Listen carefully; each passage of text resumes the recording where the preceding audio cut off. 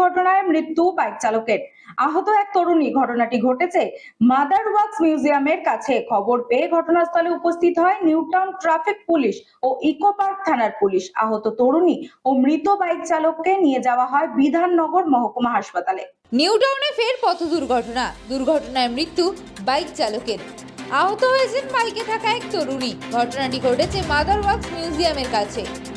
Police সূত্রে খবর, আকাঙ্ক্ষা মোড়ের দিক থেকে বিশ্ববাংলা গেটের দিকে বাইক চালিয়ে শ্রীরামপুরের বাসিন্দা বছর 26-এর সায়ন্তন ঘোষ যাচ্ছিলেন। তার সঙ্গে ছিলেন এক তরুণী। তাদের আগে একটি সাইকেল যাচ্ছিল। মাদার ওয়ার্কস মিউজিয়ামের আগে সাইকেল পাশ কাটিয়ে যাওয়ার সময় কোনোভাবে সাইকেলের হ্যান্ডেলের সাথে আটকে গিয়ে পড়ে যায় বাইকটি। তিনজনই ছিটকে পড়ে যান। সাইকেল আরোহী ও তরুণী ডিভাইডারের উপর পড়েন আর বাইক চালক রাস্তার উপর পড়ে যায়। পিছনে থাকা বাস ওই বাইক চালকের মাথার উপর দিয়ে চলে যায়। ঘটনাস্থলে মৃত্যু হয় তার। খবর পেয়ে নিউটাউন ট্রাফিক পুলিশ ও ইকো পার্ক থানার পুলিশ পৌঁছে আহত তরুণী ও মৃত বাইক চালককে উদ্ধার করে বিধাননগর মহকুমা হাসপাতালে পাঠায়। আপনার গাড়িটা আসছিল টুয়ার্ডস বিশ্ববাংলা দিকে একটা গাড়ি যাচ্ছিল, ঠিক আছে। একটা সাইকেল সামনে যাচ্ছিল। যা বোঝা যাচ্ছে কি সাইকেলকে পিছন থেকে আপনার যে কোনোভাবে একটা ওই ধাক্কা লেগেছে বাইকের। তারপর আপনার এটা বাইক রাইডারটা ওই ব্যালেন্স হারিয়ে ফেলে আপনার পড়ে গেছে। পড়ে যাওয়ার পর পিছন থেকে একটা বাস এসেছিল। বাস এসে আপনার এটা ওই একটা রানওভার হয়েছে। বাইকে কি একজনই ছিল না? সরি, বাইকে কি একজনই ছিল না? না, দুজন ছিল। আপনার দুজন ছিল। পিলেনটা পারফেক্ট আছে, ঠিক আছে। এমনি নাম পরিচয় কিছু জানা গেল তো? সেটা আমি ইনভেস্টিগেশন সাপেক্ষে আছে। বাচ্চাকে সঠিকভাবে বড় করতে, যদি বাচ্চাকে ভালো করে বুঝতে পারি, জানতে পারি, চিনতে পারি, তাহলে কিন্তু আমাদেরকে মানুষ করতে অনেক সহজ হবে। আমরা একটা উপায় আমাদের কাছে আছে, DMIT, demographics multiple intelligence test. আমরা আজকে একটা অদ্ভুত জিনিস নিয়ে কথা বলবো, যে জিনিসটা আমরা সবাই চাই বাচ্চাকে সঠিকভাবে বড় করতে, এবং বাবা মা হিসেবে বাচ্চা যাতে বাবা মার চেয়েও আরও ভালো শাইন করে, আরও ভালো যেন কাজ করে, সেটা সব বাবা মাই চায়। এর জন্য আমরা যদি বাচ্চাকে ভালো করে বুঝতে পারি, জানতে পারি, চিনতে পারি, তাহলে কিন্তু আমাদেরকে মানুষ করতে অনেক সহজ হবে।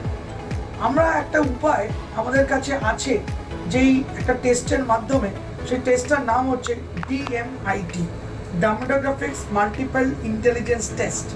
এই টেস্টের মাধ্যমে আমরা বাচ্চার ইনবর্ন ট্যালেন্ট, ইনবর্ন স্ট্রেংথস, বাচ্চার এরিয়াস অফ ডেভেলপমেন্ট, বাচ্চার কোন দিকে ন্যাক আছে, বাচ্চা কীরমভাবে পড়াশোনা করতে চায়, কীরমভাবে লোকের সঙ্গে মিশতে চায়, এই সব জিনিসগুলো আমরা বাচ্চার সম্বন্ধে জানতে পারবো সঠিকভাবে।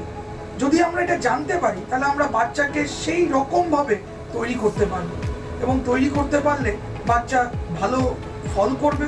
শুধু পরীক্ষায় নয়, জীবনও সে ভালো করে দাঁড়াবে, যেটা সব বাবা মার ইচ্ছে। হ্যাঁ, আমরা আজকে এখন দেখাবো এই যে অদ্ভুত যে প্রসেস বা অদ্ভুত যে একটা টেস্ট, সেই টেস্টটা কি করে হয়। যে টেস্টটার নাম DMIT, demographics multiple intelligence test. Saugata, এবার তুমি শুরু করো। আমরা একটা ফিঙ্গারপ্রিন্ট মেশিন নিয়ে এই কাজটা করা হয়, এবং এই ফিঙ্গারপ্রিন্ট মেশিনে কিন্তু শুধু DMIT-র জন্যই কাজগুলো করা যায়। প্রথমে আমরা লেফট হ্যান্ডগুলোকে আগে নেব, তারপরে আমরা রাইট হ্যান্ড নেব। এই দুটোরই আমরা ফিঙ্গারপ্রিন্টগুলো নেব, এবং 3 রকম শেপে নেব, সামনে সাইড 3 রকম করে নেব, যাতে করে আমরা অ্যাকুরেট টু অ্যাকুরেট রেজাল্ট পেতে পারি। অনেকেই একবার নিয়ে রেজাল্ট বের করে, কিন্তু সবচেয়ে বেশি অ্যাকুরেট চাইতে হলে একটা ফিঙ্গারকে 3 রকম অ্যাঙ্গেলে নিয়ে আমরা এই কাজটা করি।